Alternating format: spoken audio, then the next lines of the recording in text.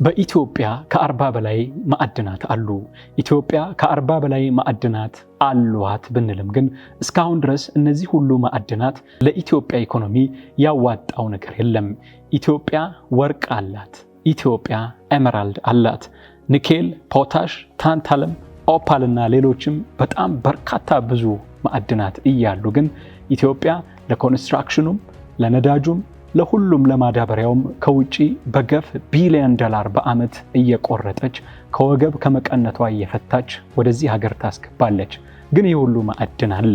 በዚህ ሁሉ አመት ግን ይህን ሁሉ ማዕድን ይዘን በመሬት ውስጥ እየተራመድንበት ለኮንስትራክሽን ለግድግዳውም ለጣሪያ መምቻውም ብረት ከውጪ ይገባል። እምነ በረዱም ከውጪ በኮንቴነር ተጭኖ ይገባል።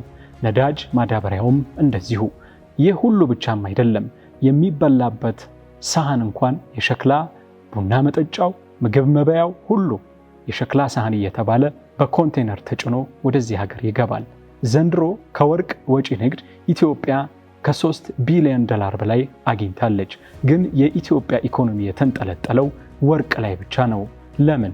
ከወርቅ የበለጡ ብዙ ማዕድናት እንዳሉ ይታወቃል። እነዚህ ከ40 በላይ የሚሆኑት ማዕድኖች የት እንዳሉ ተለይተው ለሚፈለገው ተሽጠው መልሶ ወደ ኢኮኖሚው መግባት አለበት ተብሎ ይጠበቃል። የማዕድን ጉዳይ በጣም አንገብጋቢ ነው። በተለያየ ቦታም ከግጭትና ካላስፈላጊ ንትርክ ማዕዘንም ሲታይ ማዕድን በኮንትሮባንድ እና በሌሎችም መሰል አስቸጋሪ መንገዶች ከሀገር እየሸሸ መልሶ ወደ ሀገር እየገባ ይሸጣል። ለምን? የተከበራችሁ አድማጮች ተመልካቾቻችን እነዚህንና ሌሎች ጥያቄዎችን ይዘን ወደ ማዕድን ሚኒስቴር መተናል። በማዕድን ሚኒስቴርም ወርቂቱ እንዴት ከራረመች፣ የወርቂቱ ጉዳይ በተለይ የኮንትሮባንድና ዝርፊያውና ሌሎችስ ማዕድናቶች ለኢትዮጵያ ኢኮኖሚ ምን ያዋጣሉ፣ የተፈጥሮ ጋዝ፣ ነዳጅ፣ ማዳበሪያና የተጀመሩት ግዙፍ ፕሮጀክቶችስ ምን ላይ ደረሱ ብለን ወደዚህ ቤት መተናል። በዚህ በማዕድን ሚኒስቴርም ሚኒስትሩን ኢንጂነር ሀብታሙ ተገኝን አግኝተናቸዋል። ለሳቸው እነዚህንና ሌሎች ጥያቄዎችን አቀርበንላቸዋል። ፈልጋችሁ መርጣችሁ ወዳችሁ አብራችሁን ብትሆኑ እንፈልጋለን። እኔ ተህቦ ንጉሴ ነኝ።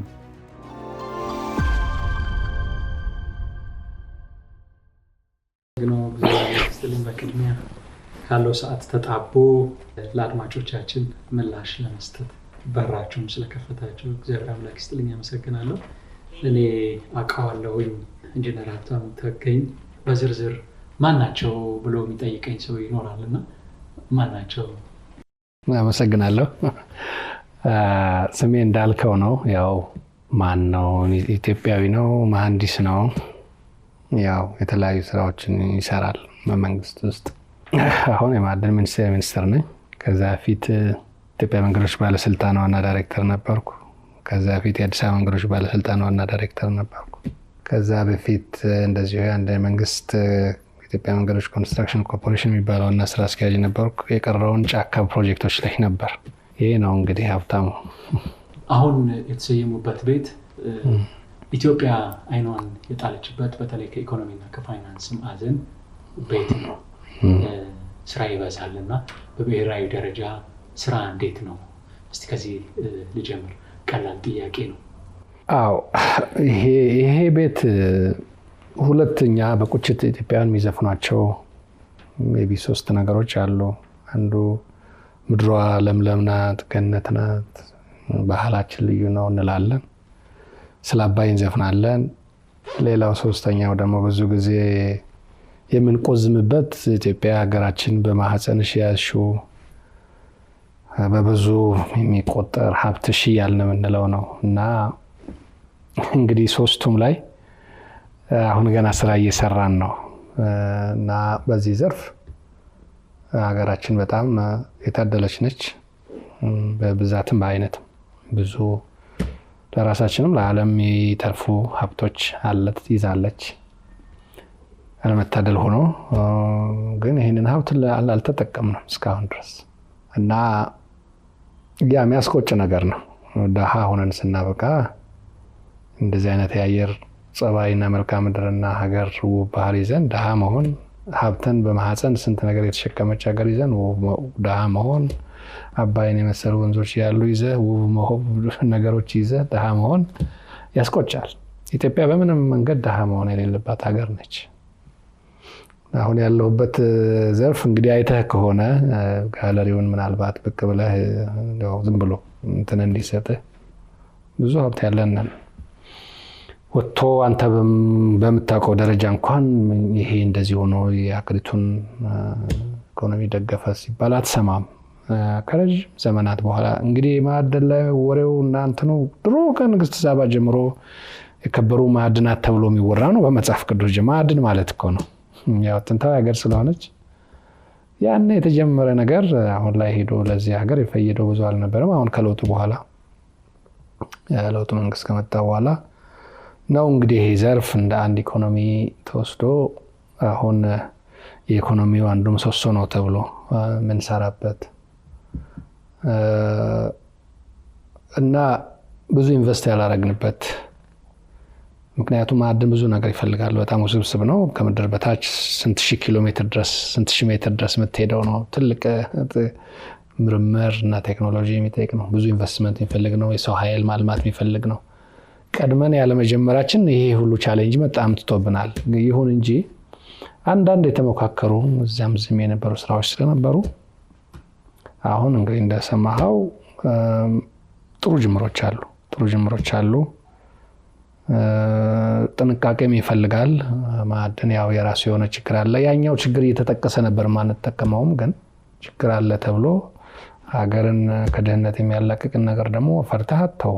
ችግሩን ተጋፍተህ ሀገር ታመጣዋለህ እና ከበድ ያለ ስራ ነው፣ ቀላል አይደለም።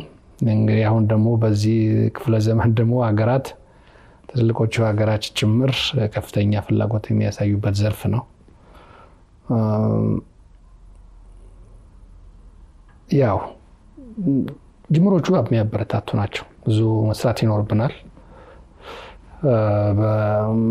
የሚገቡ ምርቶችን በመተካትም የሚወጣውን በተለይ ከማክሮ ኢኮኖሚው ከተቀየረ በኋላ ኤክስፖርት የሚደረገው መጠን በዝቷል። ግን የሀገሪቱ አቅም ገና ምንም አልተነካም እንዳልኩ እና አሁን እዚህ ላይ ነው ያለሁት። ይገርመኛል።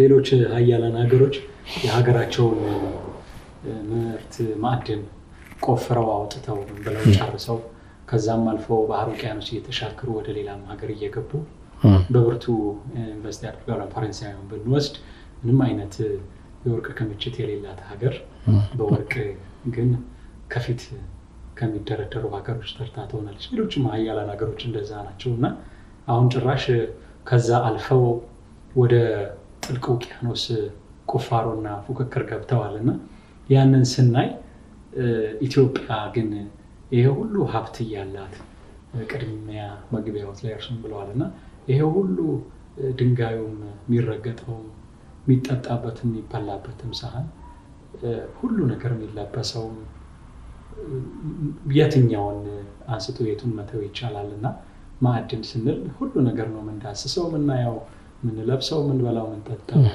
ሁሉ ነገር እና ከዚህ ማዕዘን እንኳን አይደለም ለራሷ ለሌሎችም ሀገሮች የምትተርፍ ሆነ ሳለ ለምንድን ነው እስከዛሬ ድረስ ይህንን ሁሉ ሀብት መለወጥ ያልተቻለው?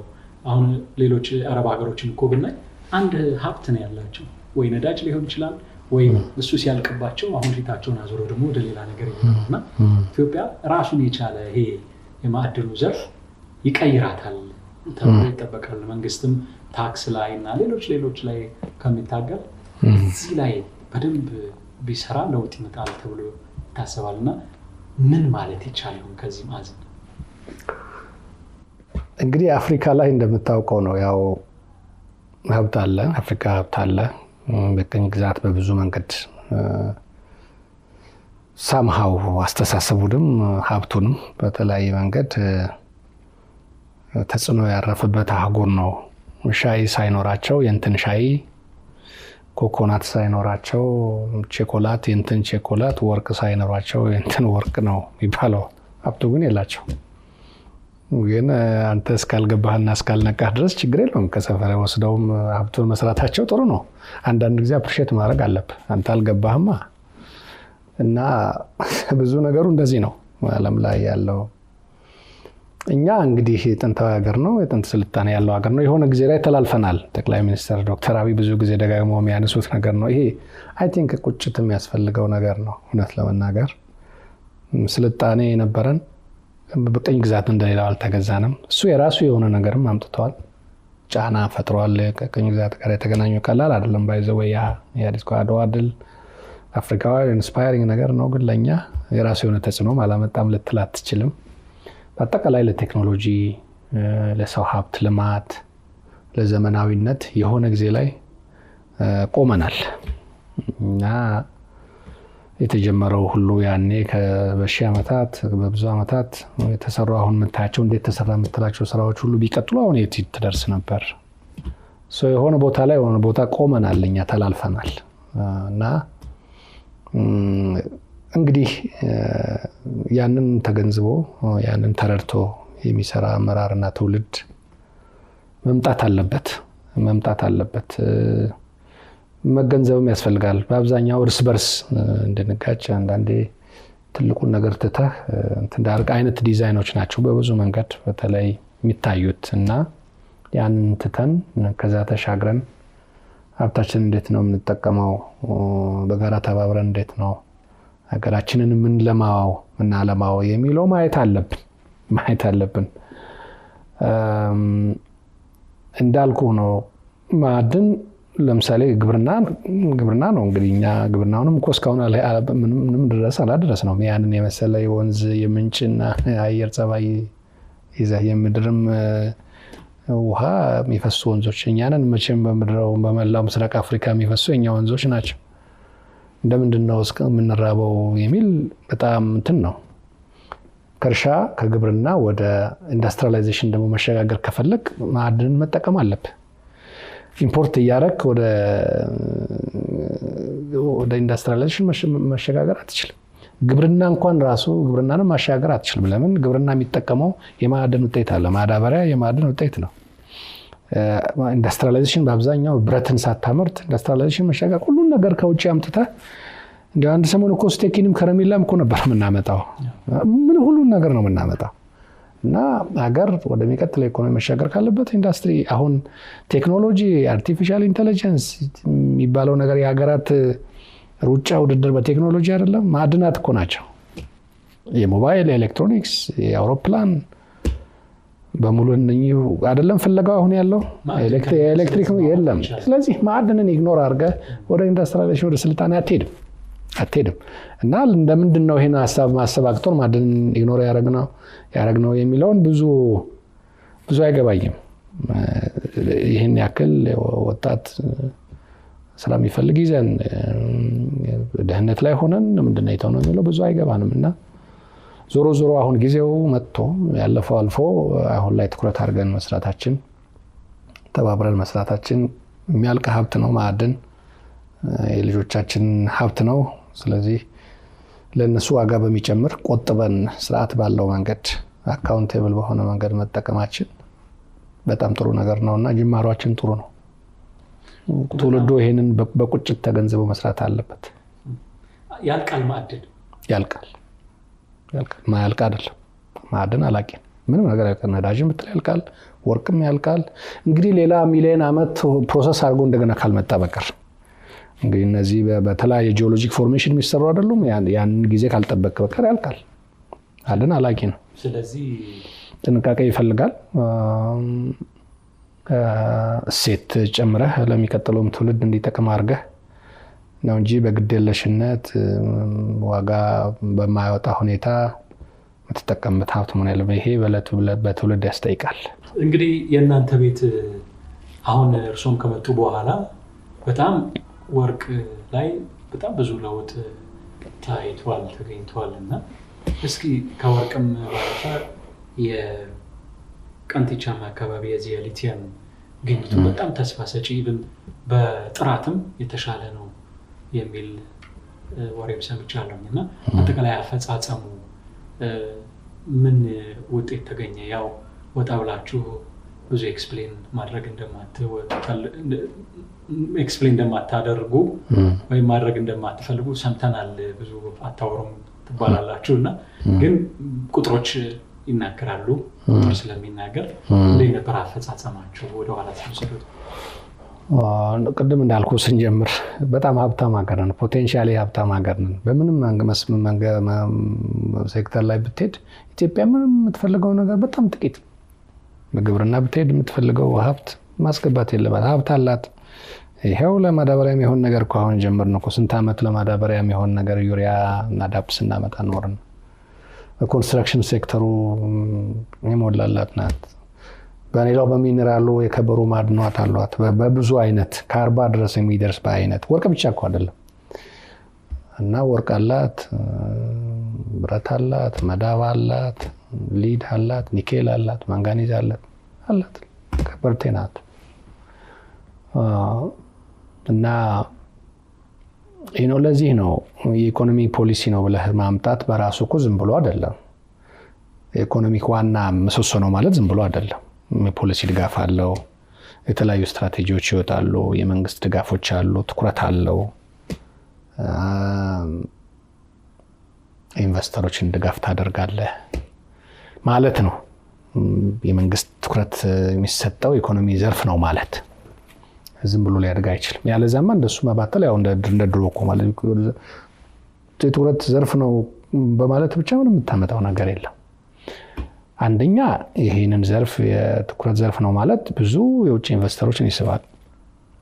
መንግስት ትኩረት ያለው ዘርፍ ላይ መሳተፍ ማይፈልግ፣ ገንዘብ ማግኘት ማይፈልግ ኢንቨስተር ስለሌለ ውጪ ያሉ ብዙ የማዕድን ላይ ከበርቴዎች ይመጣሉ ማለት ነው።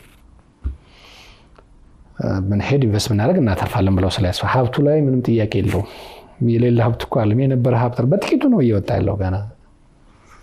እና ወርቅ ያው ኢሚዲየትሊ ሃርድ ከረንሲ ኢሚዲየት የዓለም ኦልሞስት እንደዚህ እንደምናውቃቸው ከረንሲዎች ስለሆነ ነው እንጂ ብዙ ነው ያለን። ፖታሽ ለምሳሌ ፖታሽ እኛ በዓለም ላይ ምናልባት ቁጥር 1 የፖታሽ ሪዘርቭ ያለን ሀገር ነው።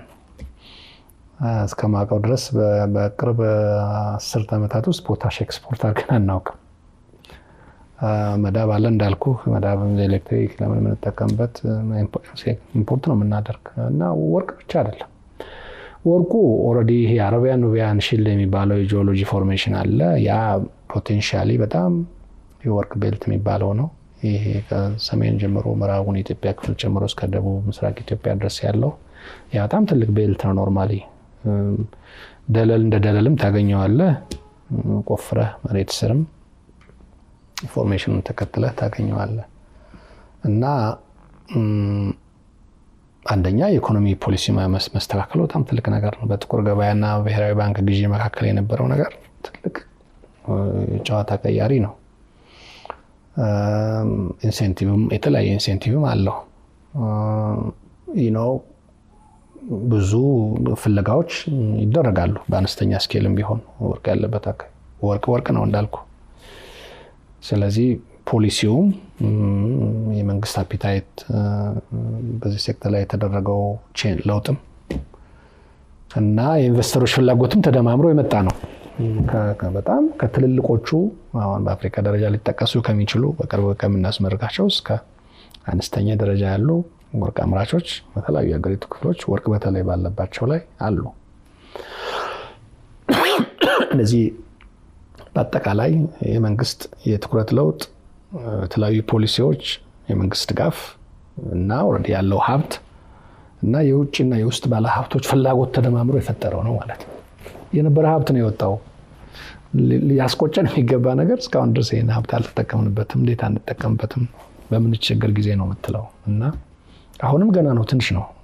አሁን ወደ 39 ቶን አካባቢ የሚሆን ወርቅ ነው ኤክስፖርት የተደረገው። ምናልባት ዘንድሮ ከዚያ በላይ ሊሆን ይችላል። እና ዘንድሮ ምን ያህል ሊሆን ይችላል? ገና ነን። አሁን 6 ወር ላይ ነን ያለነው። ትሬንዱ በጣም ካምናው የበለጠ ነው። እና ለዚህ ነው ይህን ዘርፍ እስካሁን ድረስ ብንጠቀም ብዙ እንሄድ ነበር የምትለው። ስለዚህ አሁን በሱ ብቻ ሳይሆን ይህንን ዳይቨርሲፋይ ማድረግ፣ ሊቲየም አለን፣ ታንታለም አለን እንዳልከው ቅድም፣ ፖታሾ አለ። ዋና ዋና የሀገሪቱ ስትራቴጂክ የሆኑ ሀብቶችን መተካት፣ ለምሳሌ ማዳበሪያ መተካት፣ ብረትን መተካት፣ ሲሚንቶ፣ ከሰል ትተካለህ። እሱ ራሱ ኤክስፖርት ነው፣ በሀገር ትተካለህ። ሀገር በሌላ በውጫዊ ሀብት ላይ ጥገኛ ካልሆነች እውነተኛ ሉዓላዊ ሀገር ናት። ኖርማል ሉዓላዊ የሚባለው ድንበር ብቻ አይደለም። ስለዚህ በራስህ የምትበላ ከሆነ ምግብ ዋና ምርቶችን በሀገር አምርተህ በሀገር ራስህን ከቻልክ ሉዓላዊ ሀገር፣ ሌላው ሀገር ላይ የሚፈጠረው ነገር ተጽዕኖ አያመጣብህም ማለት ነው። እና እንደዚህ አይነት ጅምሮች አሉ። ጋዝ አለን፣ ፔትሮሊየም አለን እንደምታውቀው ብዙ ነው ያለን።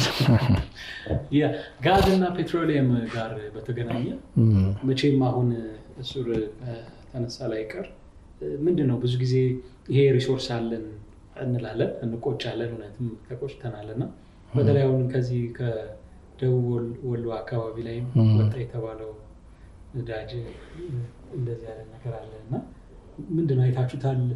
አጠቃላይ ሪሊ አሁን ህዝቡ ኢትዮጵያ ነዳጅ ልታገኝ ነው፣ ነዳጅ አገኘች፣ እንደዚህ ነው ኒውሶች እንሰማለን በተደጋጋሚ። ግን የተቆጠረ ነገር ወይም ደግሞ ወደ ዳር የሚያደርሰን ተስፋችን ምንድን ነው? ያው ኦጋዴን ያለው ነዳጅ ለብዙ ዓመታት ከኛ በቀደሙ አባቶቻችን ጭምር ጀምሮ የሚወራ ነው። የ80 ዓመት ታሪክ ነው። ኦጋዴን ዝም ብሎ በቀላሉ የተገኘ አይደለም። 80 ዓመት ያክል እነሰን በዛ ስራዎች ነበሩ እና ብዙዎቹ የአፍሪካ ሀገሮች በጊዜ ያን ስናገኝ በቀኝ ግዛት ስር ነበሩ። ከዚያ በኋላ ተነስተው ብዙዎቹ የዚህ ሀብት አሁን ሀብት ባለቤት ሆነዋል። እኛ እስካሁን ድረስ ይህን አልተጠቀምም። ኦጋዴን በአብዛኛው ጋዝ፣ ተፈጥሮ ጋዝ አለ። ድፍድፍ ነዳጅ ግን በሌሎች አካባቢዎችም እንዳሉ መረጃዎች አሉ።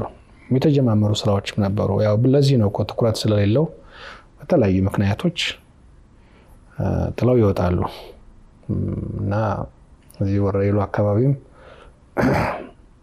አንዳንድ ጥናቶች ነበሩ። እዛ እንዲያውም ኦይል ሲፕም አለ። ግን ከኦጋዴን የተለየ አይነት የጂኦሎጂክ ፎርሜሽን አለው። ኦጋዴን የሴዲሜንታሪ የምንለው አይነት ድንጋይ ነው። እኛው ቮልካኒክ ባዛልት አይነት ነገር ነው ከቨሩ። ትንሽ ፍለጋውን የተወሰነ እንትን አለው የራሱ ተጽዕኖ። ግን ስራዎች ተጀምሮ ነበር እዛም ወደ 30 ዓመት ጀምሮ እንደዚህ እና ብዙ ተገፍቶ አልተካሄደበትም። በባህሪ በጣም ትልቅ ኢንቨስትመንት ይፈልጋል። እንግዲህ ማዕድን ስንል ለዚህ ነው ሁኔታውን ማመቻቸት የበለጠ ምቹ እንዲሆን። እንደ ግብርና አይደለም ማዕድን። ያው 80 ዓመት ይፈልጋል፣ 30 ዓመት ብዙ ጥቂቶቹ አሁን በጥቂቱ አሁን በአሁኑ ጊዜ የምታያቸው አንዳንድ ውጤቶች የብዙ ዓመት ምርምር ውጤቶች ናቸው። ብረት አለ ለምሳሌ 60 ምናምን ዓመት እና ባህሪው እንደዚህ ረዘም ያለ ጊዜ ስለሚወስድ እና ትልቅ ኢንቨስትመንት ስለሚፈልግ በፍለጋ ብቻ ብዙ ላይኖርበት እኮ ይችላል፣ ላታገኘው ትችላለህ። እና ላይገኝ ለሚችል ነገር ሪስክ ወስደህ ገንዘብ የምጥልበት ነው። ለዚህ ደግሞ አገር ለዚህ በጣም የተመቸ ነገር ሲገኝ የተመቻቸ ፖሊሲ ድጋፍ የሚያስፈልገው ለዚህ ነው።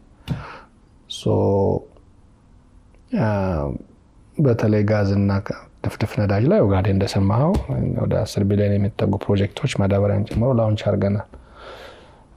በሌሎች አካባቢዎችም ድፍድፍ ነዳጆች ቅድም እንዳልከው ወረኢሉ ቅድም እንዳልኩ እንደገለጽኩልህ ተጨማሪ ስራዎች እንሰራለን። እንዳልኩ ነው በብዙ ነገሮች ላይ ነው ያልሰራ ነው።